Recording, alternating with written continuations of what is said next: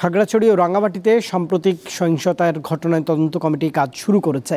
সকালে খাগড়াছড়ির দিঘিনালায় ক্ষতিগ্রস্ত লার্মা স্কয়ার বাজার পরিদর্শন করেন তদন্ত কমিটির সদস্যরা। এ সময় তারা ক্ষতিগ্রস্ত ব্যবসায়ী এবং প্রত্যক্ষদর্শীদের সঙ্গে কথা বলেছেন। পরে উপজেলা পরিষদ কার্যালয়ে পাহাড়ি এবং বাঙালি নেতৃবৃন্দ এবং বিশিষ্টজনদের সঙ্গে মতবিনিময় করেন তদন্ত কমিটির সদস্যরা।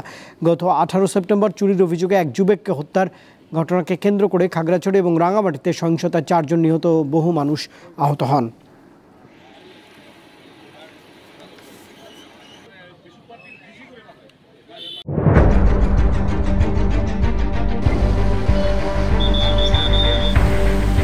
পুরো ঘরে আমার মালামাল সহ একবারে চাপা দিয়ে লইয়া পুড়ে গেছে। এটা মুখে বললে যাবে না যে রাস্তা কতটুক যে ভাঙছে।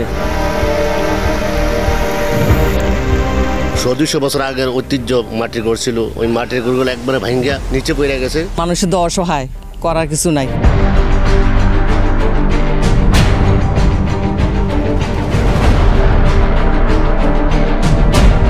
দীপ্ত সংবাদ, সবার আগে, জনস্বার্থ।